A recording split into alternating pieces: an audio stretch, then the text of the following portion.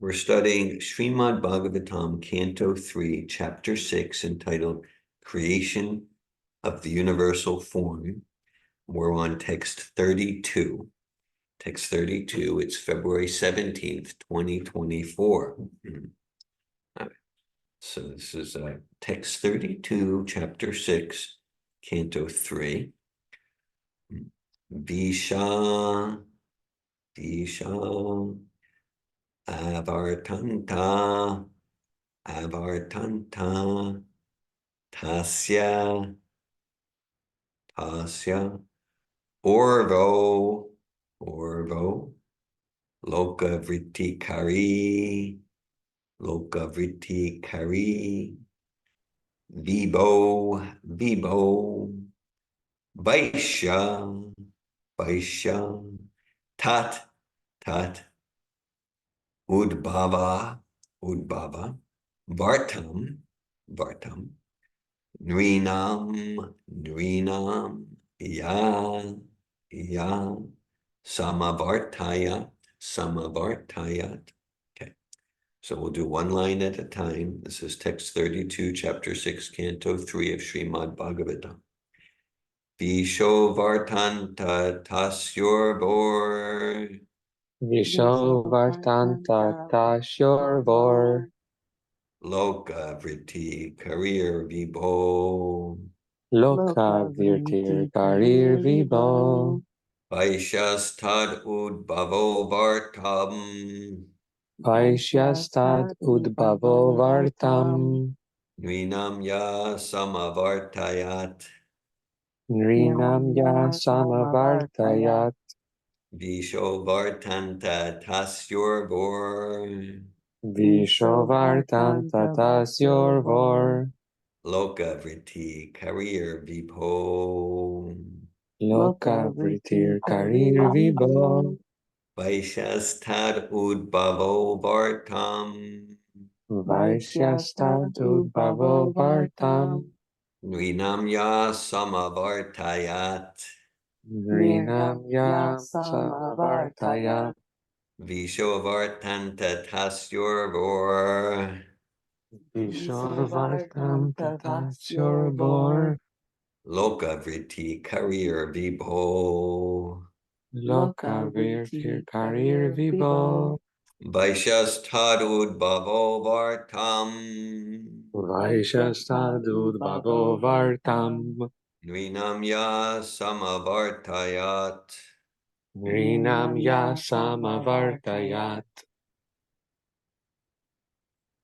Vishovartam Tatasyorvor, Visavarta tatasyorvor, Loka Vriti Karir Vibo, lokavriti karir vivo, Vaishyastad Udbhavo Vartam, vaisyashad ubhavo vartam, Nrinam Ya Samavartayat, nirnamya samavartayat, visavartan tatasyorvor, Vishovartam Tatasyorvor, lokavriti karir vivo, Lokavriti Karir Vibo, vaisyashad ubhavo vartam, Vaishyastad Udbhavo Vartam, nirnamya samavartayat.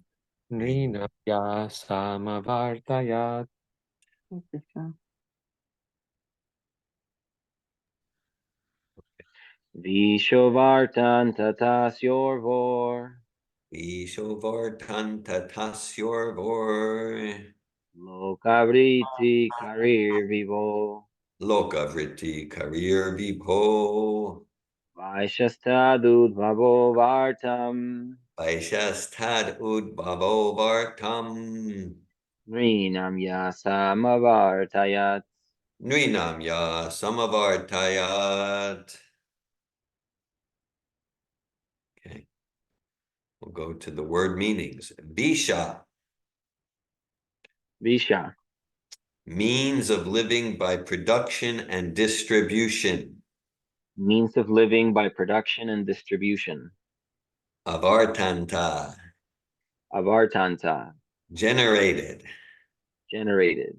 Tasya, Tasya, his the gigantic forms. his the gigantic forms.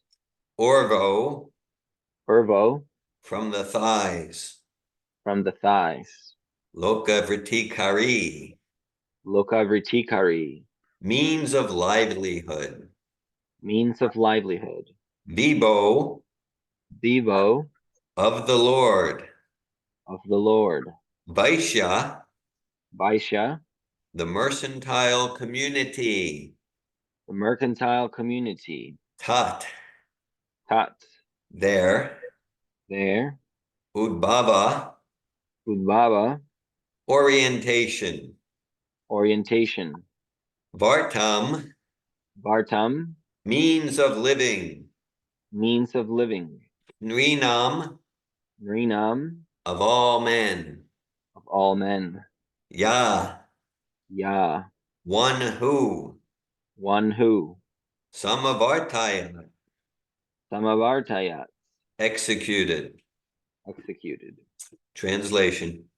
The means of livelihood of all persons, namely production of grains and their distribution to the prajas, was generated from the thighs of the Lord's gigantic form.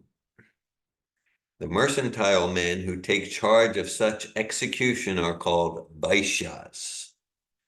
Purport by His Divine Grace A.C. Bhaktivedanta Swami Prabhupada. Human society's means of living is clearly mentioned here as Visha, or agriculture and the business of distributing agricultural products, which involves transport, banking, etc. Industry is an artificial means of livelihood, and large-scale industry especially is the source of all the problems of society. In Bhagavad Gita, also the duties of the Vaishyas who are engaged in Visha are stated as cow protection, agriculture, and business. We have already discussed that the human being can safely depend on the cow and agricultural land for his livelihood. The exchange of produce by banking and transportation is a branch of this type of living. The Vaishyas are divided into many subsections. Some of them are called Kshetri, or landowners. Some are called Krishna, or land tillers. Some of them are called Tilavanik, or grain raisers. Some are called Gandhavanik, or merchants in spices. And some are called Subarnavanik, or merchants in gold and banking. The Brahmins are the teachers and spiritual masters. The Kshatriyas protect the citizens from the hands of thieves and miscreants, and the Vaishyas are in charge of production and distribution. The Shudras, the unintelligent class of men who cannot act independently in any of the above-mentioned activities, are meant for serving the three higher classes for their livelihood. Formerly, the Brahmins were given all the necessities of life by the Kshatriyas and Vaishyas because they had no time to spend making a living.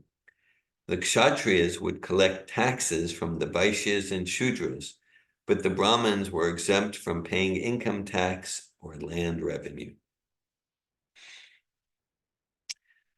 That system of human society was so nice that there were no political, social, and economic upheavals. The different castes or Varna classifications are therefore essential for maintaining a peaceful human society. Om Anganatimirandasya Gananjana Shalakaya Chakshuranmilitam Yena Tasmai Shri Gurave Namaha Shri Chaitanya Manobishtam Stapitam Yena Bhutale Svayam Rupa Kadamayam Darati Svapadantikam Vandeham Shri Guru Shri Uttapada Kamalam Shri Gurun Vaishnavamscha Shri Rupam Sagrajatam Saganaraganatam Vitam Tam Sajivam Sadvaitam Savadutam Parijana Sahitan Krishna Chaitanya Devam Shri Radha Krishna Badan Sagana Lalita Shri Vishakanditamscha Hey Krishna Karuna Sindhu Dina Bandhu Jagat Pate Gopisha Gopika Kanta Radha Kanta Namostute Tapta Kanchana Gorange Radhe Vrindavaneshware Vishabhanu Sute Devi Pranamami Hari Priye Vanchakalpatayubhyascha Kripa Sindhubhyevacha Patitanam Pavanebhyo Vaishnavebhyo Namo Namaha Jai Shri Krishna Chaitanya Prabhu Nityananda Shri Advaita Gadadai Shri Vasadi Gaura Bhakta Vrinda Hare Krishna, Krishna Krishna, Hare Hare, Hare Rama, Rama Rama, Hare Hare. Nama Om Vishnu Padaya Krishna Prestaya Bhutale Srimate Bhaktivedanta Swami Niti Namine Namaste Saraswati Deve Gauravani Pacharine Nirvishesha Shunyavadi Paschatya Desha Tarine Srimad Bhagavatam Canto 3 Chapter 6 Text 32 Bisho Vardanta Tasyor Loka Vriti Karyer Vibo Vaishas Tadud Bavo Vartam Nrinamya Samavartayat. The means of livelihood of all persons, namely production of grains and their distribution to the prajas, was generated from the thighs of the Lord's gigantic form. The mercantile men who take charge of such execution are called Vaishyas. Yes. Hare Krishna. Okay. So Srimad Bhagavatam is a natural follow-up and expansion on Bhagavad Gita. And everything's there in Bhagavad Gita. Bhagavad Gita describes Krishi Goraksha Vani Jam Vaishyakarma Svabhavajam, that the occupations of the Vaishya members of society, starting with cow protection and agriculture and trade, banking, like that. And so Bhagavatam, all the topics in Bhagavad Gita are expanded on in Srimad Bhagavatam.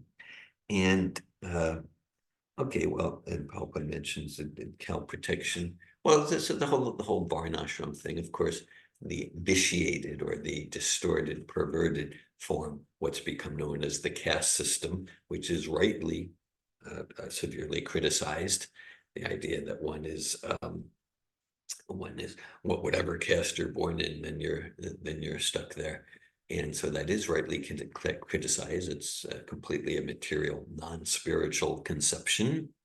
And so the actual Varnashram system, it's this profoundly compassionate. It's an inspired, empowered career guidance system. It's career guidance that everyone gets to contribute to society according to their psychophysical nature, and then there's actually happiness, and the idea is, yeah, so that way everyone's happy on that psychophysical platform, emotional, psychological. We're contributing according to our nature, and at the same time not to be satisfied with that, but that's a platform for enthusiastically cultivating transcendence to our psychophysical nature. That's been a theme of a few classes here in this part of the Bhagavatam, in this part of the Bhagavatam, discussing the different varnas. It's just like, okay, so here Prabhupada goes into different types of Vaishyas. I'll just note, he says that there's the Suvarna Banik, or merchants in golden banking. There are places in his books and other teachings where Prabhupada, in a sense, identifies himself and his own ancestry as a Suvarna Banik Vaishya.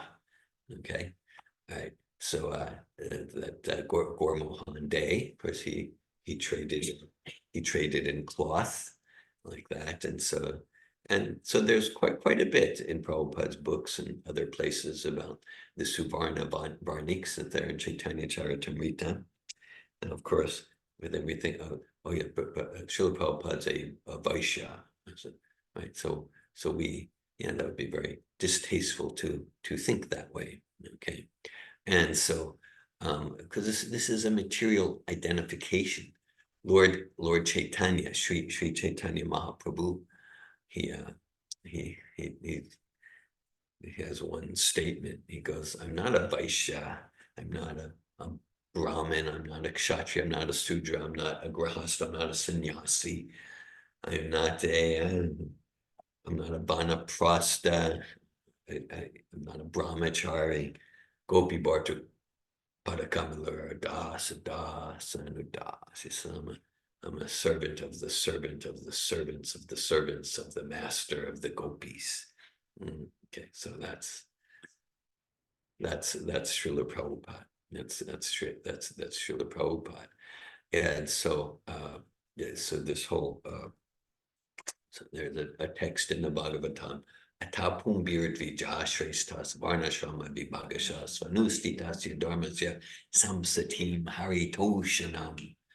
That the perfection of fulfilling one's responsibilities according to one's varna and ashram and all our positions in society, family members, wife, husband, mother, member of a particular country, community, organization, the perfection of all the varna and ashram, samsatim haritoshana, is to please the Supreme Personality of Godhead.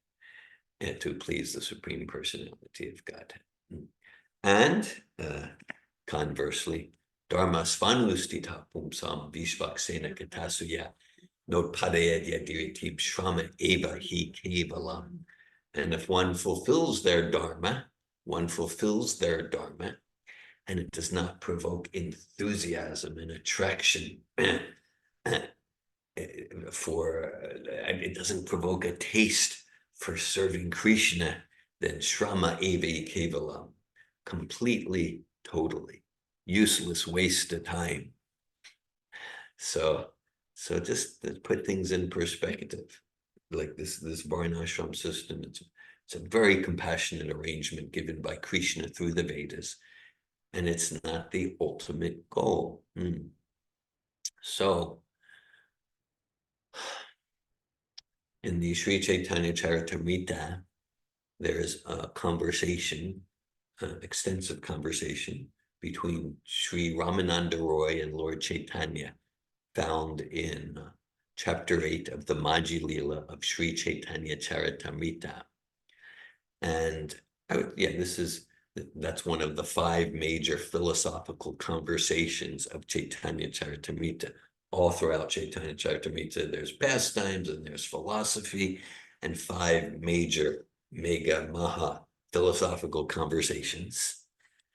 And so one of them is found primarily in chapter 7 of the Adi Leela, Lord Chaitanya speaking with Parkashananda Sarasvati.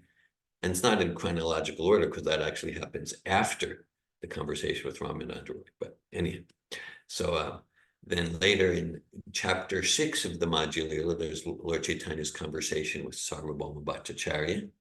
Chapter 8 of Madhya Leela, conversation with Ramananda Roy. Chapter 19 of Madhya Leela, Lord Chaitanya's conversation with Srila Rupa Goswami. And this, so much of the core fundamental and esoteric philosophical principles there. And then the 5th and most extensive is Lord Chaitanya's conversation with Sanatana Goswami, and that's chapters 20 to 24, 5 complete chapters of the Madhya of Chaitanya Charitamrita. And in a sense, Srila Prabhupada's, you might say, summary study of Chaitanya Charitamrita, teachings of Lord Chaitanya, which he published in like 68. It's basically those 5 conversations. He basically gives those 5 conversations. That's basically what teachings of Lord Chaitanya is.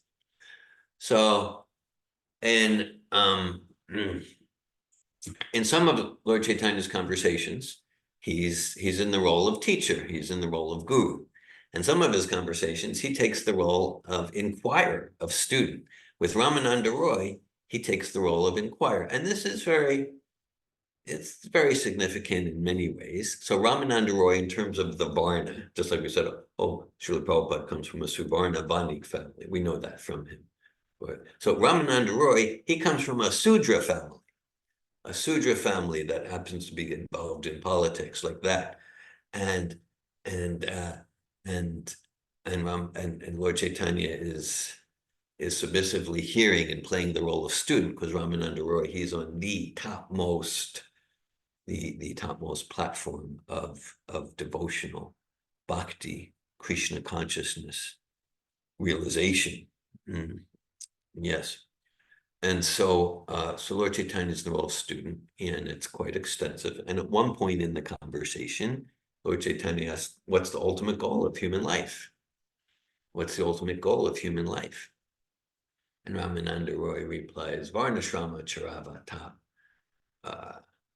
That's the first line of the verse, Varnashrama Charavata.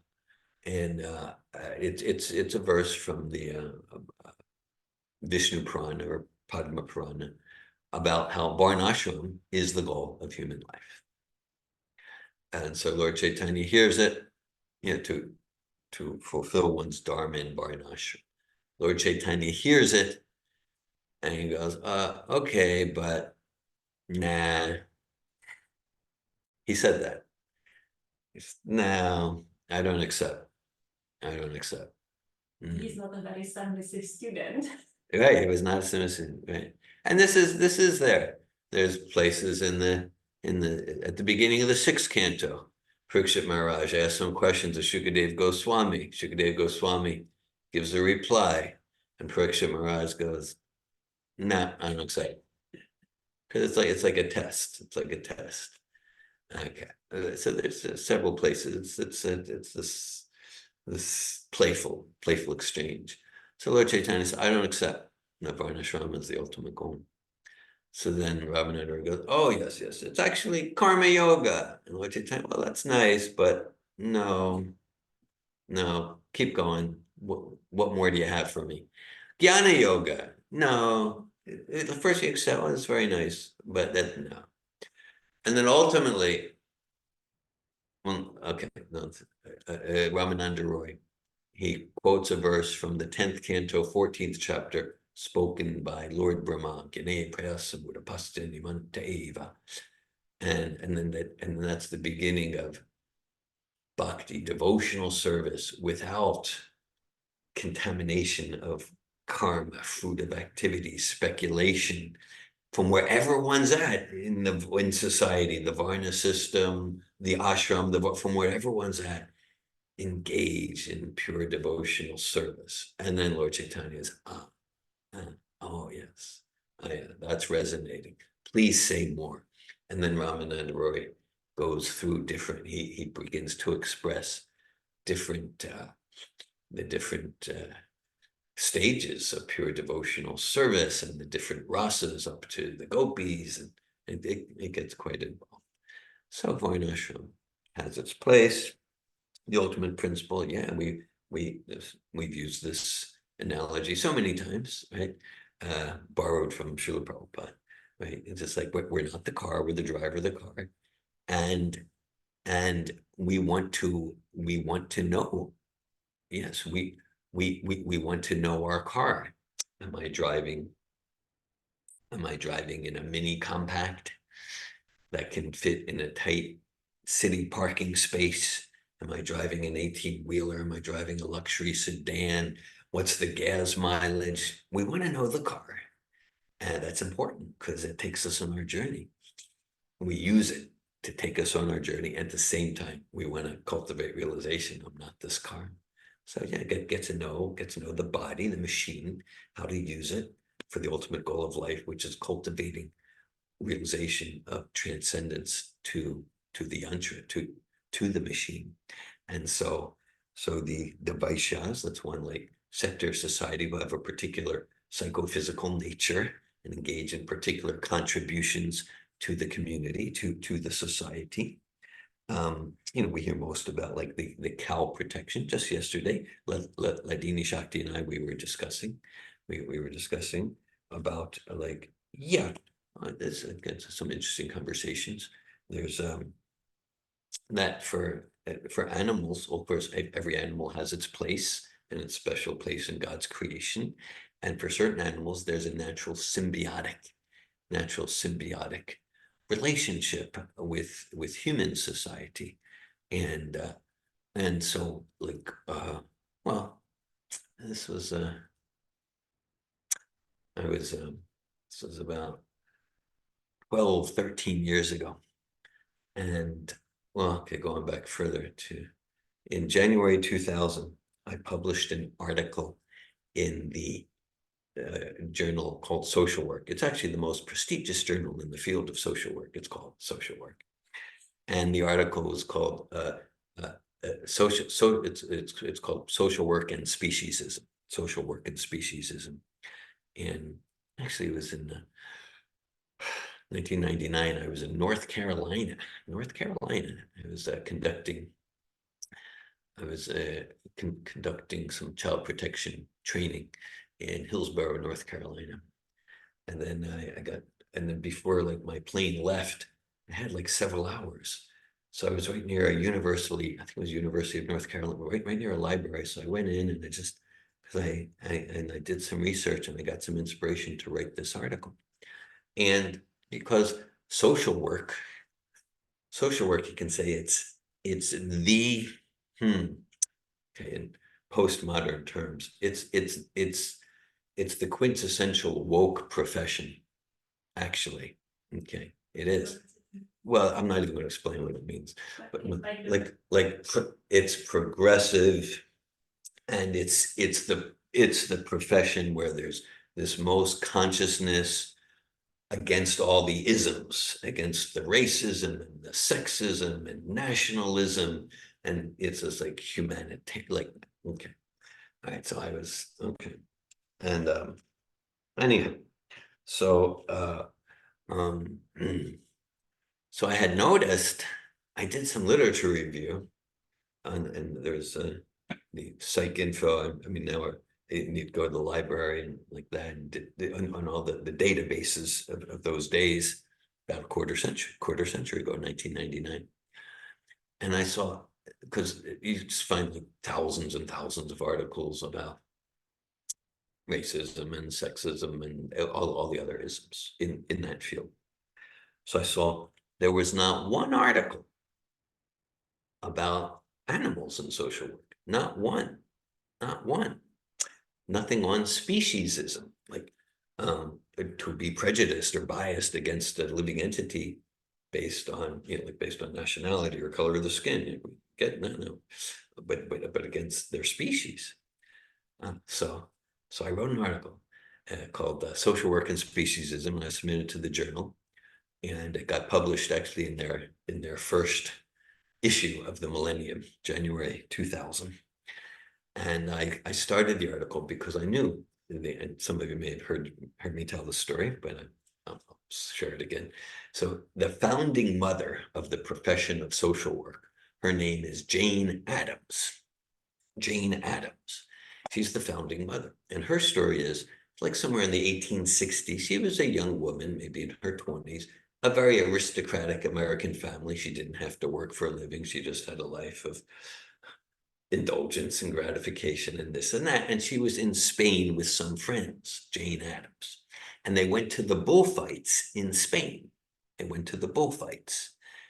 And she was horrified by what they were doing to the bulls. She was horrified, she wasn't expecting the cruelty, the brutality there in the 1860s in Spain. So she got back to Chicago, her nice aristocratic family, and she decided, I don't just live like this self-absorbed life of vanity and just a useless life of frivolous enjoyment.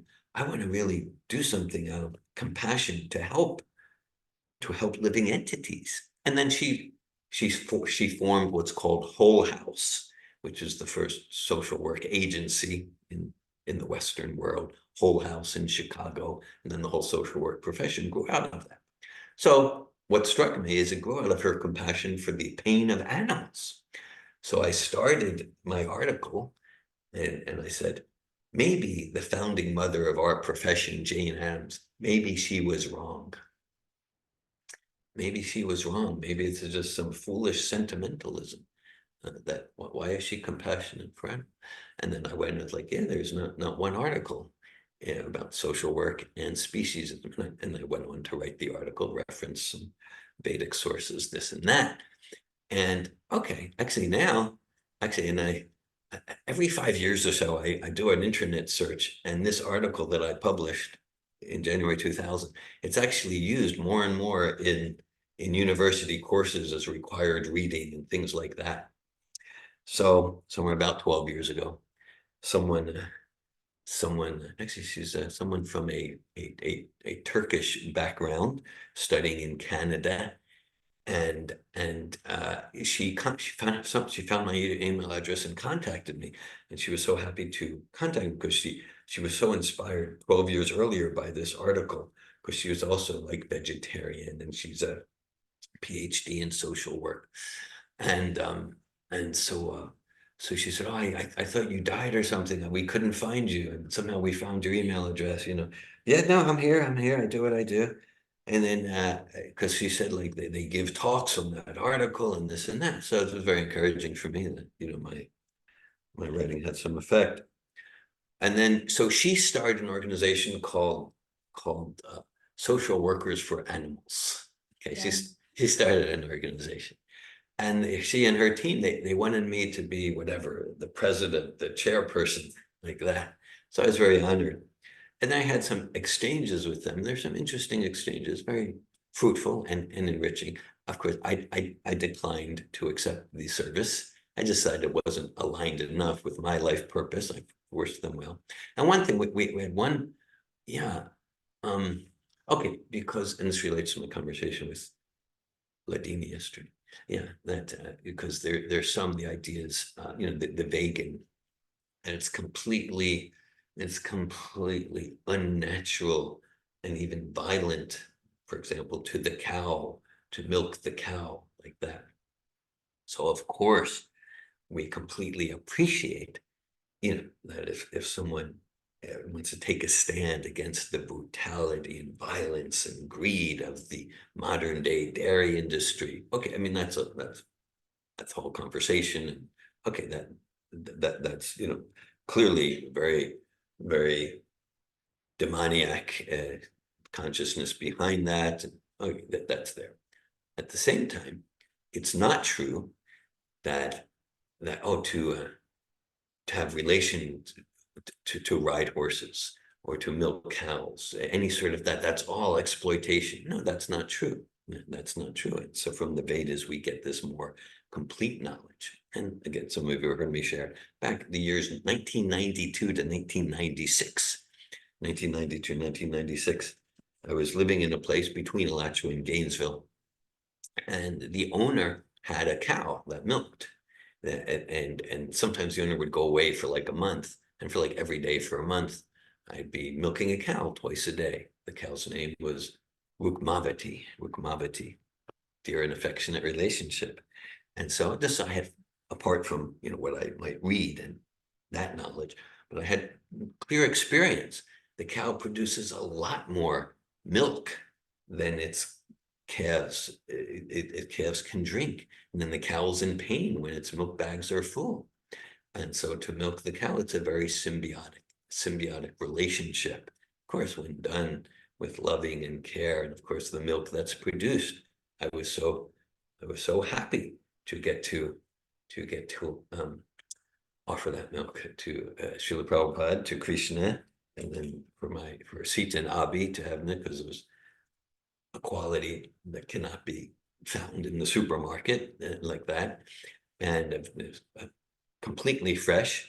So just a very symbiotic relationship. And in the social workers for animals, and I appreciate where they go, but there were some amongst them who were like, no, any connection, and no, that's exploitation.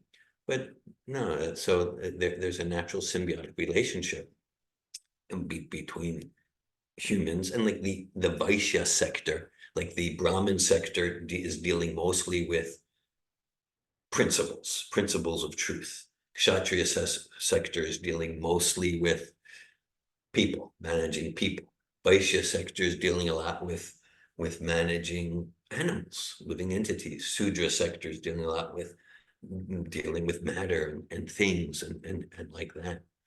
And then of course, yeah, and also I found amongst some of them there in that group, social workers friend, see some, because they had a superiority, but these meat eaters, they're doing violence, and our diet doesn't include violence. So I would say that's not true. That's not true.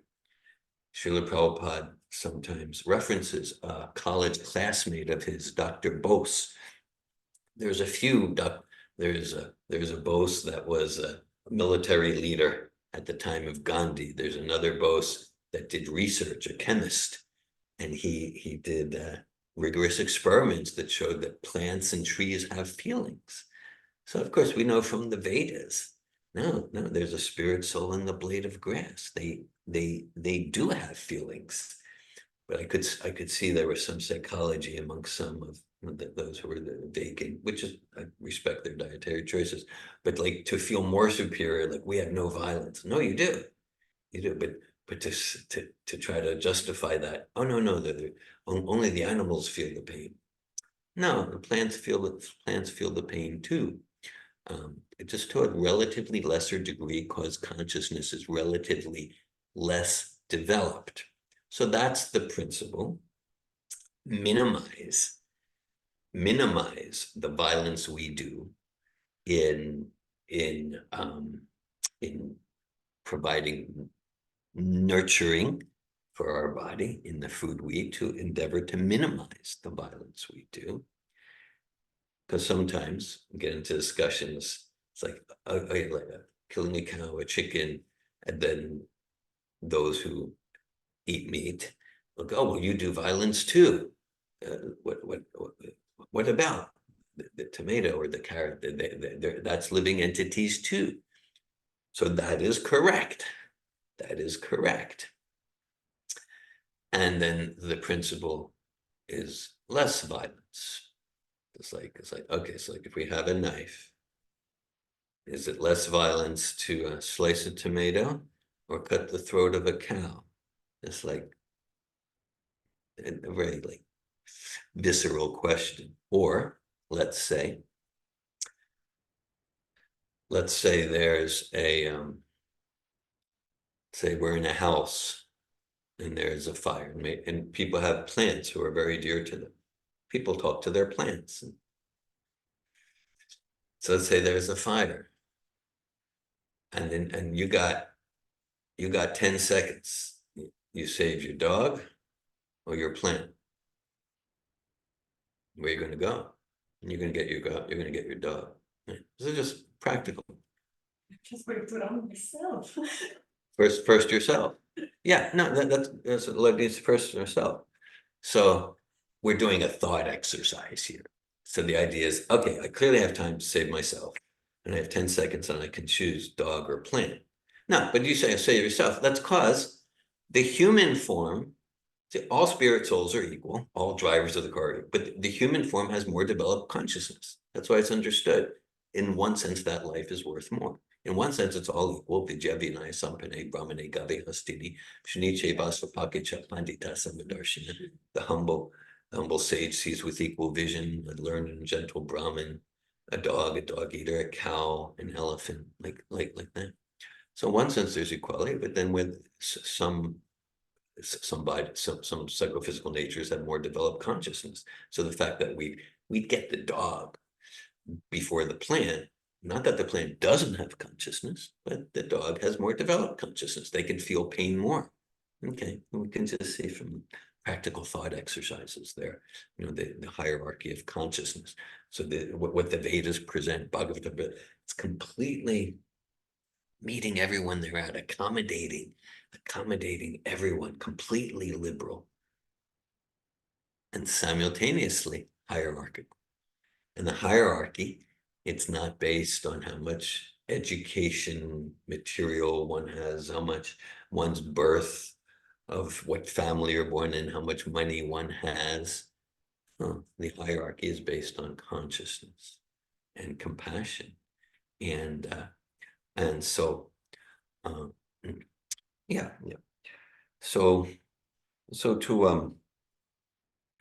to act and serve and contribute according to our psychophysical nature, can say our varna, while cultivating the readiness to do the needful in service to Prabhupada and Krishna.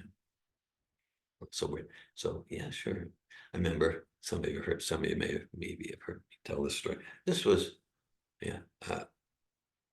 my daughter Sita lived here in my place in Alachua, 2014, 2015. So it's like she's 23, 24 years old. And she lived in the corner room there.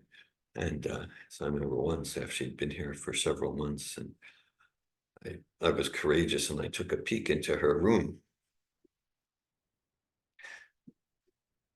And it was, I don't know what word to use, but it was like a hurricane hit it or something, and there was like this, so anyhow, so I said, like, Sita, I'd like you to be more Brahminical.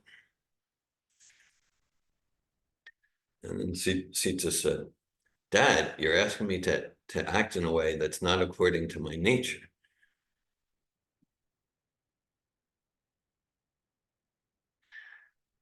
Because it's a theme of Bhagavad Gita to act according to our nature. And so Sita's only desire was to follow Bhagavad Gita. And just like sweeping a floor, folding my clothes, and you asked me to do something that's like contrary to Bhagavad Gita. How could you do that, Dan? How could you do that? So, all right, so maybe I'm revealing that I have some unhealed wounds that, anyhow, we're just not going to even go into David Wolf's therapy and his daughter issues. But so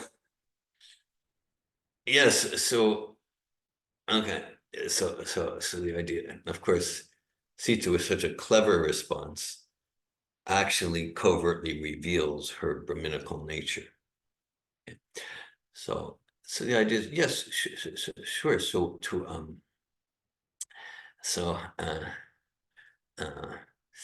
to be ready to sweep the floor, go out on Harinam Sankirtan. I know, let's say, at certain points of my attempts at a career in Krishna consciousness, and like we would actually in my Tel Aviv temple president days, 6 days per week, I would lead members of our temple Harinam Sankirtan, like that. So going out in the streets and chanting and dancing, it's like not my psychophysical nature of this lifetime. And it's very, very purifying, very growth inspiring. When I say growth inspiring, I don't want to mean that as a cliche, but like means it was so helpful for me to realize that I'm not, this psychophysical nature. Not that I've come very long, but I made strides by doing things, going door to door and presenting Prabhupada's books. I did a lot of that. Okay, not my for some people that's their psychophysical nature. That's not me. And so, but then it helped me realize, what is this me? I'm a spirit soul. I'm a servant of Krishna. I knew that. So to stretch ourselves in Ladini's recent class, but not too much stretch, because then it's just like, this is so painful and distasteful. I'm traumatized, I'm re-traumatized. But to be stretching ourselves on the basis of being responsible to create a happy life where we're serving society in a way that's aligned with our psychophysical nature, and not to get attached to that nature, because we always want to be stretching ourselves. And you're like, towards organically towards the consciousness of like, I'm ready to do anything to serve Prabhupada's movement, whether it's aligned with my psychophysical nature or not, to go towards that in an organic way. So, was it, Etanya Vidimananam, Ichatam Akutobayam, Yoginam Ripinir Nitam Harinaman Kirtanam. It's described in the Bhagavatam. Shukadev Goswami described it. Whatever one's combination of material desires, whatever one wants liberation, one wants material enjoyment, wherever someone's at, the doubtless and fearless, the doubtless and fearless path of success is this Harinamanu Kirtanam, chanting Hare Krishna, Krishna Krishna, Hare Hare, Hare Rama, Rama Rama, Hare Hare. That there was intensive fireside kirtan yesterday, and tomorrow there's community kirtan, Harinam Sankirtan in St. Augustine. So this is the most potent recommended. I mean, chanting Hare Krishna, chanting the names of God, it's always transcendently potent and powerful, and especially recommended in this age. One reason being, like, nothing else really works. Nothing else really works apart from like having a spiritual looking good thing. I'm not saying there's no benefit, but as far as like powerful transformation of heart, this chanting the names of God, particularly Hare Krishna mantra, is especially recommended. And so I'm going to read the verse again. This is Canto 3, Chapter 6, Text 32. Visho Vartan Tatasyor Loka Viti Karir Vibo Vaishastad Udbavo Vartam Nuinamya Samavartaya. The means of livelihood of all persons, namely production of grains and their distribution to the prajas, was generated from the thighs of the Lord's gigantic form. The mercantile men who take charge of such execution are called Vaishyas. Hare Krishna. Thank you everyone for your attention. Thanks for giving your power of hearing to Srimad Bhagavatam. I welcome any comments or questions. Bhaktin Danielle. Hare Krishna. I love so much where you took this verse and purport. It feels so inspiring to me to hear you talk about all the persons, including the animals, because they're persons too. Yeah. I really love your personal sharing about your relationship with Sita, and I feel like she's so your daughter, and like so you've raised her so well. I can just see that interaction between the two of you. Your intelligence, her intelligence, all backed by Vedic knowledge, and how that would be in parenting. I look forward to that with Saraswati. I'm just feeling some appreciation for that insight into your parenting world. And also, I remember I was putting together like a presentation, like a speech I was giving, and it was on vegetarianism, and it needed to be persuasive. That was like the thrust of it. And I came across your research that you were mentioning today. I came across your research, and I relied heavily on it. And one of the things that I endeavored to do was to present. It was to present that animals were persons, and that on the basis of that they were persons, this was the largest mass incarceration and largest atrocity ever being committed, that we are really committing huge offenses against persons. And I remember reading in your article that early civil rights movements leaders were vegetarians because they believed this. Yeah.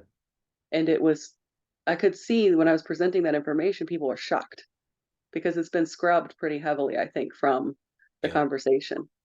People were shocked at the idea that early civil rights movement leaders were so conscious of the idea of personhood and what it meant to take care of others, that this mass incarceration, this mass slavery actually applied to other living creatures outside of humans. And I just really like your emphasis on the distinction here, because to some people, I'm like this radical save the whales sentimentalist, right? And then to other people who I feel close to and I have resonance with in my life, I'm not doing enough I'm like, I'm still willing to eat ghee, like it's an atrocity for them. And in Vedic presentation of the way that all the persons are engaged in service is important for me, because I don't know what happens if we're not in association with protecting the cows and allowing them to do their service. Like, cows are not meant to just be alone roving in woods with no one protecting them. Like, they need to be engaged in their constitutional position. So this for me feels so supportive, because I get that I'm killing a tomato. Like, it's not like ahimsa, tomato eating, in some senses. So yeah, I really like where you took this conversation. It's good for me to see, like, in Varnashram and the actual constitutional position of the spirit soul, we are meant to do what Krishna wants us to do and not whimsically apply our own conventional understanding or our friends' understanding, or whatever's popular in society today, and really try to just see that there was a society in which everyone did this and it worked really well. And we could do that too if we wanted. Hare Krishna. Hare Krishna. Thank you, Bhakti and Danielle. There's a lot there in your sharing. Well, I'm very moved that you got value in your service from the social work and speciesism research. And I even forgot about the references and quotes from the early civil rights leaders. There's so many quotes from there and other sectors. And where we go, first chapter of the Bible, God makes it very clear. Proper food for humans. It's vegetarian, the seeds and the fruits. And then later, actually, because there's what's called the Noahide commandments. Before the 10 commandments, there were 7 commandments for those who weren't Jews, for everyone, okay, for the Goyim. Hare Krishna. Okay, so anyhow, in the Bible, and one of the commandments was to not chop off the leg of an animal and just eat the animal, and just eat the leg, because just kill the animal. Similar to Narada Muni, you're all familiar with Narada Muni and Rigari the hunter. You're all familiar with it. All right, so again, it's the time and circumstance. So God's not saying like he's really happy when you just kill the animal and eat. He just says, like, if you're going to do this, minimize the violence. But the ideal is right there in the first chapter. And yeah, so that's why, yeah, it's because we can go, okay, so let me, thanks for because it helps me to bring maybe more completion and balance to it, some aspects of what I said. The idea is to minimize violence. That's true from a material platform. But the spiritual platform, it's not about, oh, okay, so like, does this conscious, if I eat this type of plant, is it less violence? No, we're not advised to do that. Really, Srila Prabhupada sometimes he would appreciate, oh, the vegetarian, but sometimes you go like, the pigeon is vegetarian, the elephant's vegetarian. There's nothing great about being vegetarian. He would say, we're not vegetarians, we're prashadarians. And then when we make that commitment, I consume nothing but prashad. Well, then vegetarian is automatically being kosher, being a good Jew, it's all automatically there. Eating prashad, being an environmentalist, being an ecologist, just committing to consume only prashad. It's all included. I like how you said, because otherwise, yeah, it's because this is like a complete system where the cows, the bulls, they're protected and they're engaged in service according to their psychophysical nature. And without that, then yeah, and then what's the program? They just roam in the forest. And like you said, one more thing comes to me from your sharing, Danielle, and some of you may have heard me tell this story. This is an early mentor of mine in Krishna consciousness was Dhanavir. He's Dhanavir Maharaj. He's based in Kansas City. He directs the Rupanuga Vedic College. And anyhow, he came to Prabhupada's movement in 1970. And before that, he was the #1 volleyball player in North America. He was the #1. Actually, there's a Sports Illustrated from like 69 or early 1970 with a full page picture and a whole story about Dane Holtzman. He was the volleyball champion of maybe of the world, but at least of North America. And he was ready to go to the Olympics and this and that. And then, of course, then he joined the Hare Krishna movement, and his life, he took his life in a different turn. But he shared with me, we served together in Israel for several years. And he shared with me that he went to the Maccabiah game. The Maccabiah Games, it's like Jewish Olympics for athletes who have a Jewish body in Israel. I don't know if it's every 4 years or something. They have special Olympics for Jewish athletes. Okay, so he was in the Maccabiah Games. And he said, and that was later in life, as a representative of Prabhupada, he came to Israel. But anyhow, so he said, as part of his visit to Israel for the Maccabiah Games, 1969 or 68 or wherever, they gave them a tour. They did, they gave me lots of tour of parts of Israel, but they gave him a tour of a slaughterhouse. A slaughterhouse. It's very, and they said, because they wanted them to get an idea of what the Holocaust and the concentration camps were like. And it was very impactful.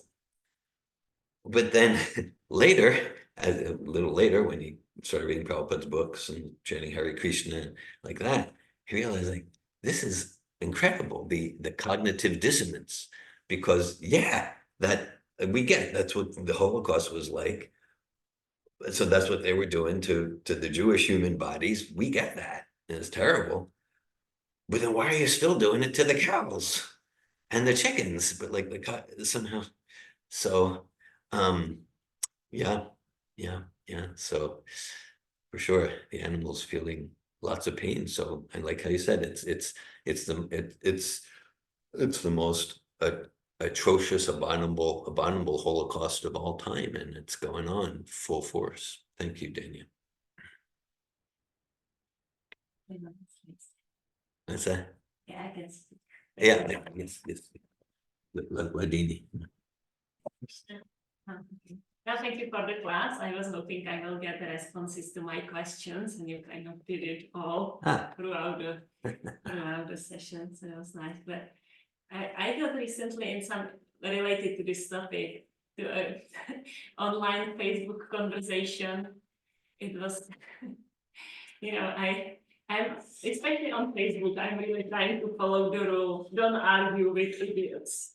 Yes, but I got myself into conversation when, Valerie, I don't remember, I think it's Valerie. She lives nearby, she has a little daughter. Yeah, I know who you're referring to. Okay, yeah. And she was asking if someone knows whether you can buy vegan marshmallows in Walmart. Okay. And then there is this person who said, yes, you can, and he sent her a link. And I was like, oh, interesting, you can buy vegan marshmallows in Walmart. Yeah. So I clicked on it, and there was gelatin. So I was like, I thought like, oh, this person probably doesn't know, where this ingredient comes from. So I said, well, there is gelatin, And then this person started to be like really nasty comments, like, and I was like, don't argue with idiot. I really need to tell to myself 3 times, like repeat. And he was like exactly going like, it's like so violent to eat the plants. And so I was like, yeah, I can see you. You were like really thinking about this topic. I was like, yes, like the people don't see how much like killing is there when you eat plants. So I appreciated him. Then he deleted all his comments, which was really interesting. But what was interesting for me was like he really brought to my mind what I never thought about. Yeah. How like how the Kali Yuga agriculture is just like killing all over the place. Yeah. Like if you have a wheat, for example, then there is the digging the ground, kills all the mice, everything that is there. Then they spray it with all these poisons. It kills like the earth is dead. Like there is no, when I was growing up, you would dig into the earth and there would be like, hundreds of different little bugs and Entities, things. yeah, There is nothing now because of the poisons. because of the poisons. And then when they cut ultimately when they cut the wheat, they kill a lot of deers and things that are just like randomly there. So I was thinking like it is, I'm still vegetarian, following Prabhupada. But I was thinking it is slightly possible that actually a vegetarian in Kali Yuga, like kind of like kills more. Could do more violence, sure.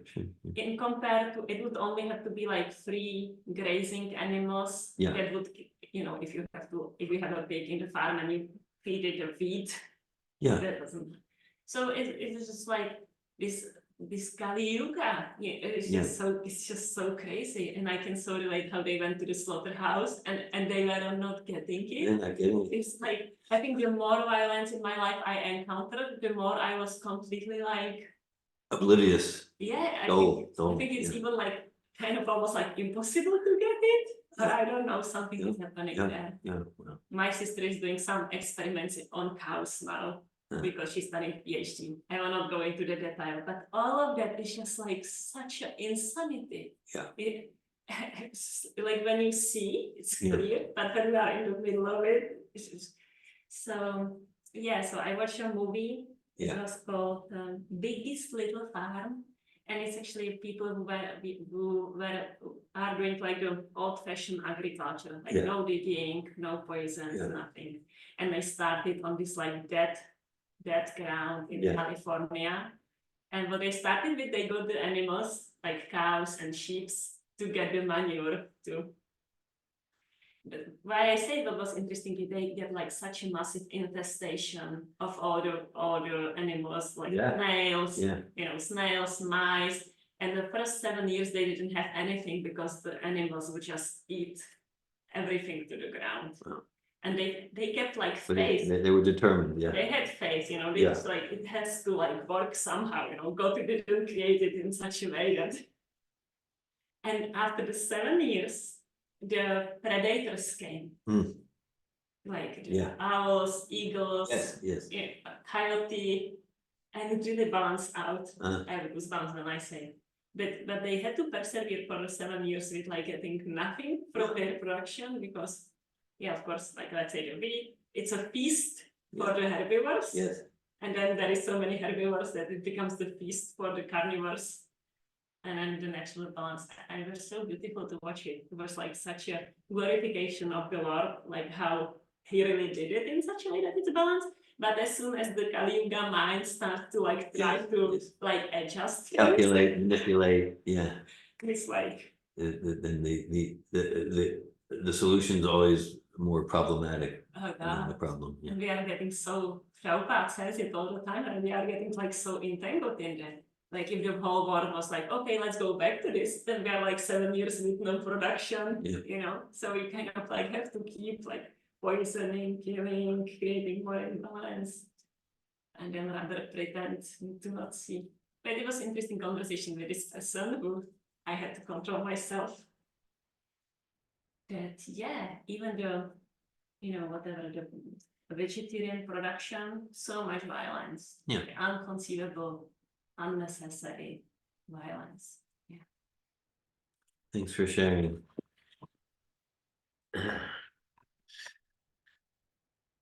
Back to George.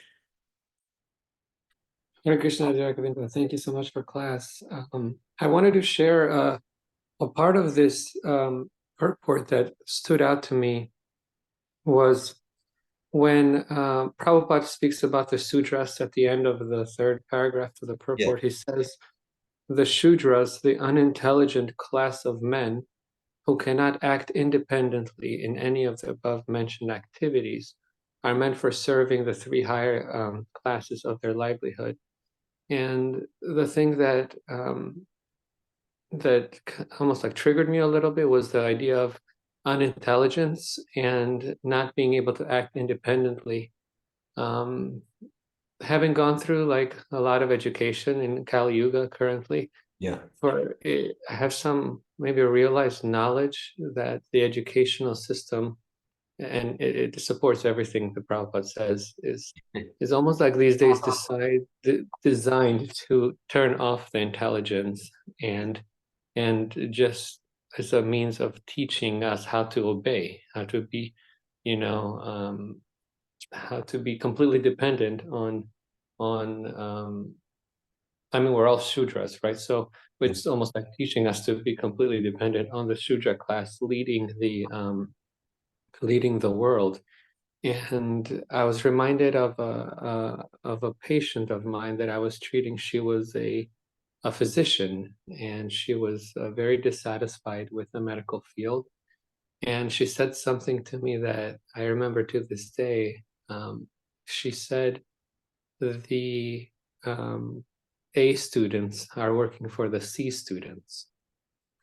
That was her comment, how I guess in the bureaucracy of the hospital system or whatever, I've experienced this as well, but this idea that even from a mundane intelligence perspective, she experienced how the I guess the managers of the doctors or that she was working with, she experienced that distinction in her way, where she considered herself an A student, obviously a physician, her sister is a physician, and I've been really reflecting on this idea about Krishna being in control, and how much am I trusting that Krishna is in control? How much am I being patient with his guidance through Srila Prabhupada?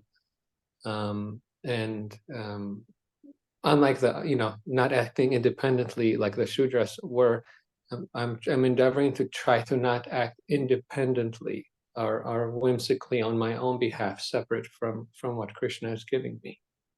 From the direction that we're getting, Danielle and I are trying to do some service in the next 2 years for Prabhupada that requires applying intelligence, that requires doing things that are very much against my nature, as I've been taught and I've been conditioned through being in school for 35 years. Yeah.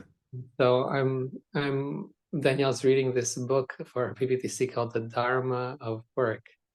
And so I'm really is very present with me, the idea of trying to be in the mode of sattva, in like what you were saying, dharma being about pleasing Krishna, and trying to understanding that I'm very covered over and that we're all Shudras, really trying to stretch myself in ways that are uncomfortable. I think that was the theme of the class as well.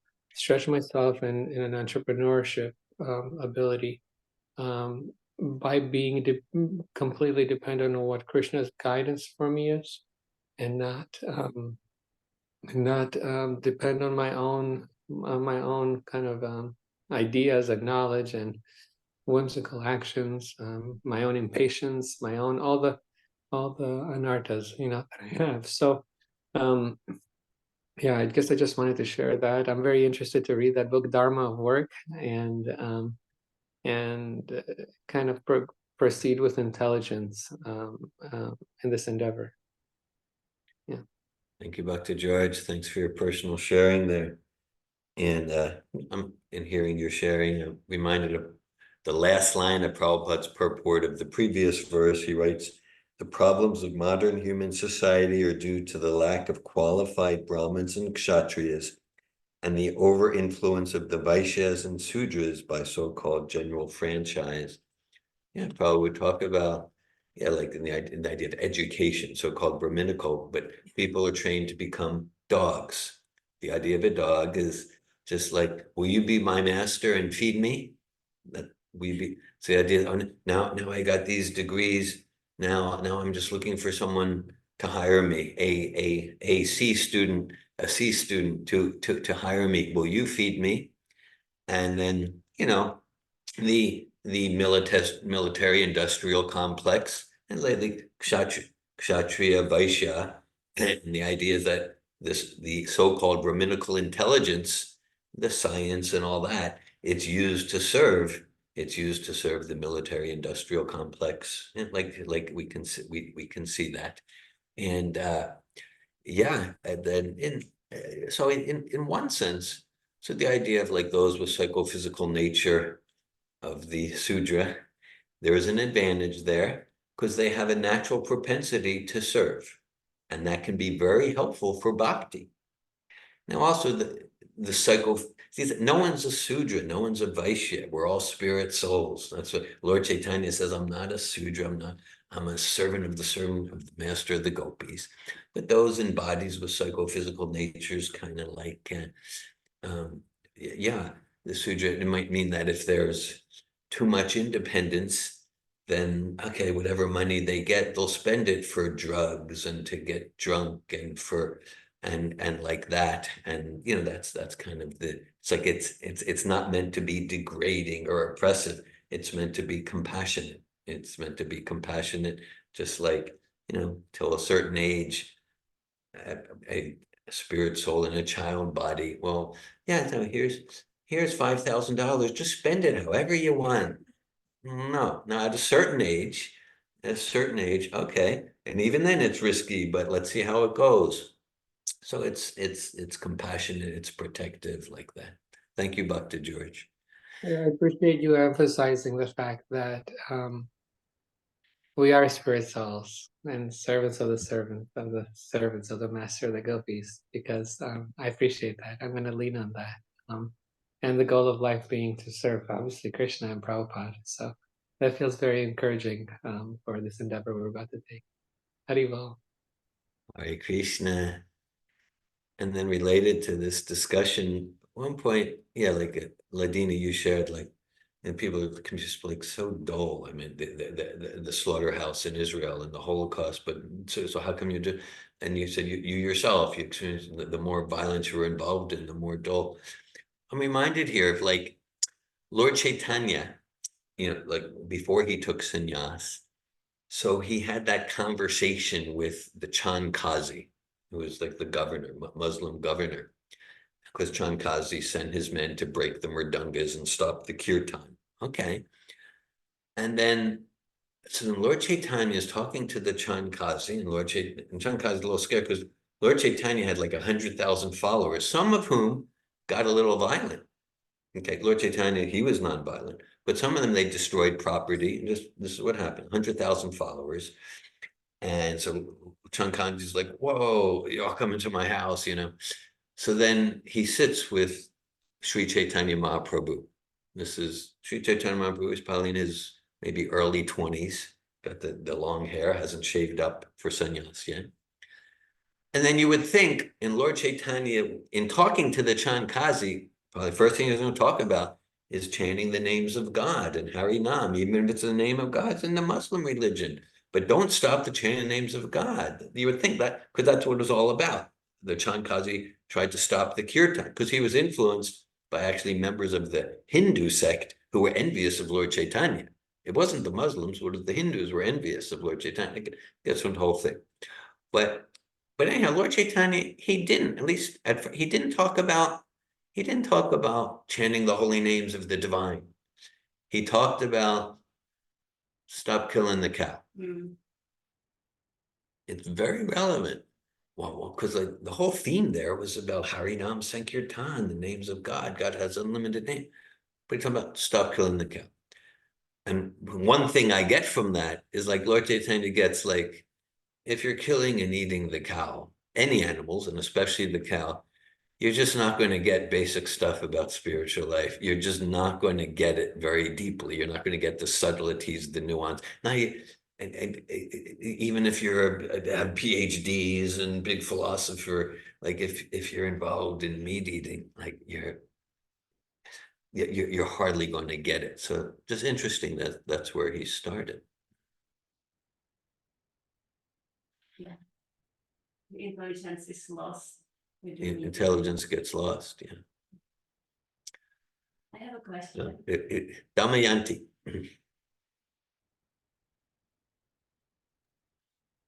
Ladini, you have a question? But it's a different thing. I had a different theme too, but it was related to the previous conversation. We're with you, Damayanti. We're with you. Okay. Wherever you Well, want to go. well, one thing real quick I want to just mention on that note is that I did add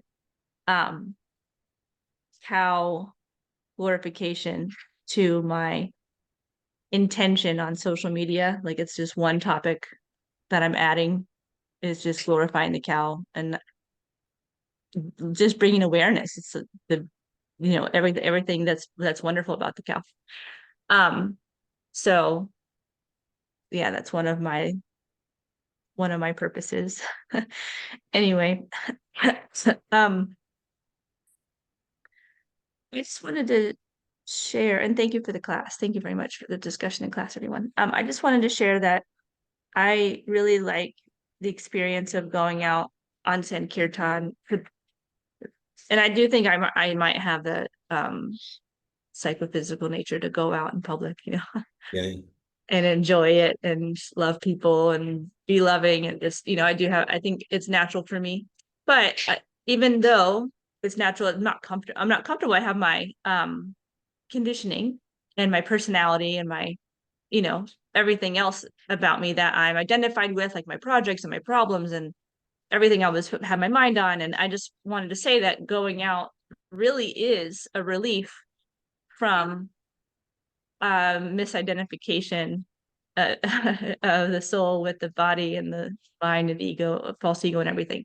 So it's like this like breath of fresh air to like go out and be enthusiastic and share Prabhupada's books or sing Harinam or distribute prasadam. It's just such a huge, it really do experience it as a really big relief. And I come back home, it's like I remembered who I am by acting that out. And I don't feel that way with I don't feel that way necessarily as strongly with like reading or chanting. I can be completely absorbed in my life and my problems. I mean, without even, I forget Krishna during chanting. Going out and just putting the whole body and soul, in public, representing Prabhupada, taking on that whole persona. It's just like it's much more visceral and it's a holistic. It just takes me completely out of my life. And so yeah, that's why I like to go when I can. Sometimes I get discouraged or distracted or not always going, but when I don't, I kind of feel it like it's missing in my life, that breath of fresh air, going out in public.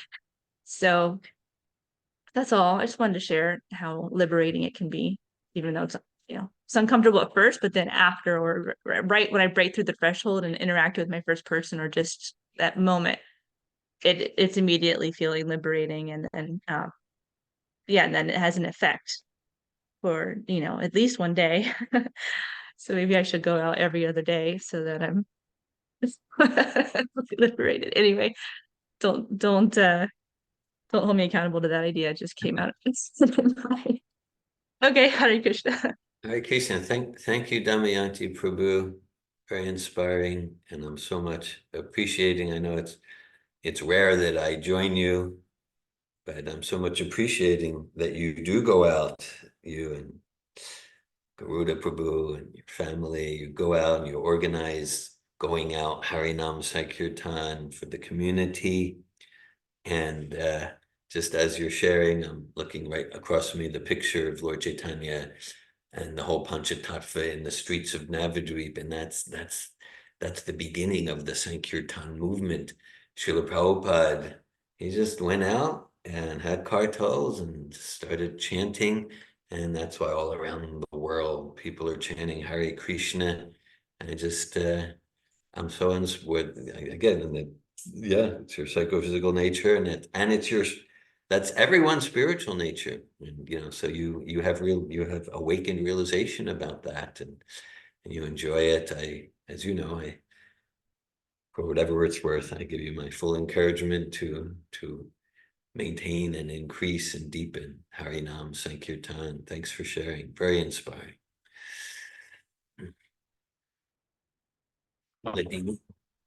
Krishna. Yes, so my question is about the practicalities of the Varnashram that Prabhupada actually did give us. Yeah. Because my understanding, and I would like to hear your ideas on that. It's like, okay, the people who like joined him first were mostly the hippies. Yeah, So they didn't really have a Varna. yeah, And they didn't see that Srila Prabhupada would encourage them to do Varna. He encouraged them to do like, full-time Harinam Sankirtan, Yeah. right? Or, different roles in the Yeah. temple. Yeah. I know two examples where it wasn't the case, like George Harrison right, and grandson of Henry Ford. you're right. Do we have like another examples of people where Srila Prabhupada would actually be like more supporting them to, do like more like the Varnashram life than, renounce, because the hippies were already renounced and do like Makes a sense. full-time temple. Okay. Well, thanks for your question. It touches many topics.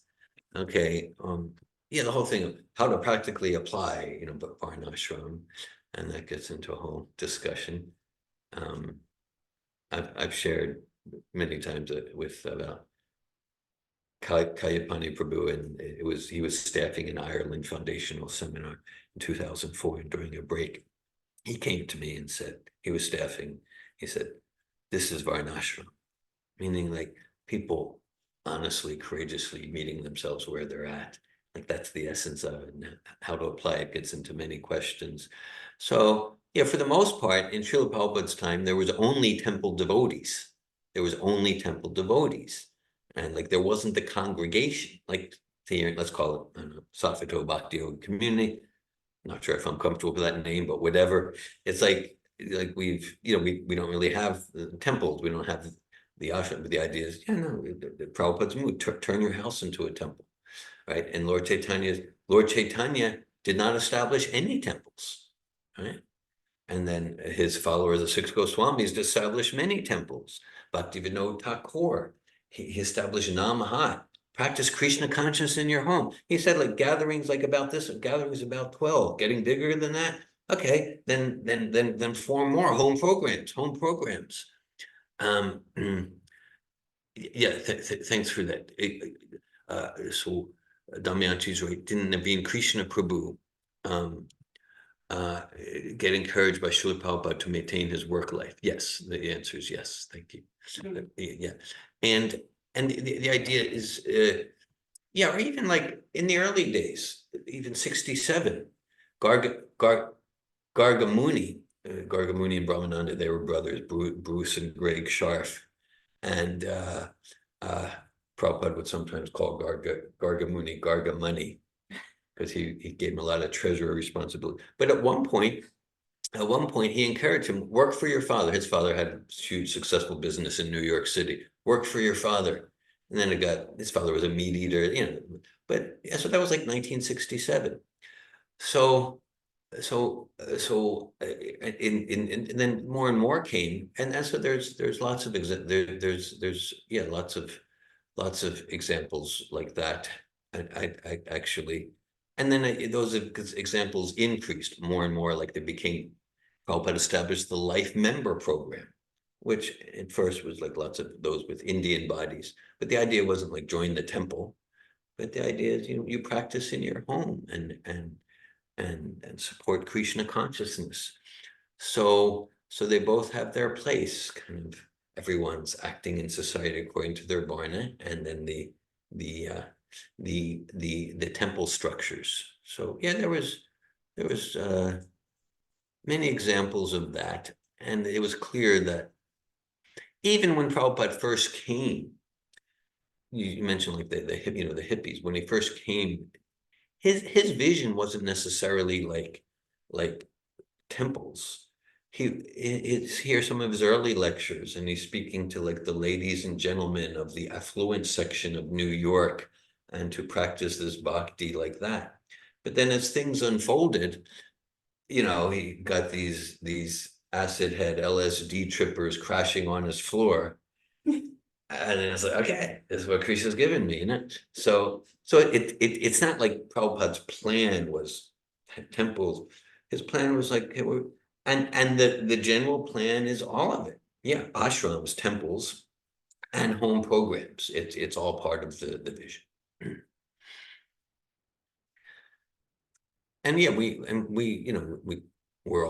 get to be responsible. Yeah, what's our role? What's our role? What's also our service? And because we want to be ready to completely surrender to a full ashram life. At the same time, there are some who, in the name of completely surrender to full ashram life, well, mostly you're escaping from your life. Okay, so there's that too. That's why it's not which is better, at the home or the real devotees in the temple. We've heard that, but then what's our dharma? What's our service at different junctures of life? And what's better is like how much sincere devotion we're showing for Srila Prabhupada and Sri Krishna, whatever our position. Yes, Damayanti. These are Garuda, I know who's writing. These are nice examples. Jayananda kept driving taxis, right? So Jayananda in 67, he supported the San Francisco temple by driving a taxi. Brahmananda, I mentioned Gargamuni worked for his father, but Brahmananda was like a social worker in New York. So Satsvarup, Prabhupada encouraged many of them, keep your jobs, keep your jobs. So it's very individual guidance. Thanks for the example of Jayananda, great example. Jai Srimad Bhagavatam ki jai. Srila Prabhupada ki jai. Hare Krishna.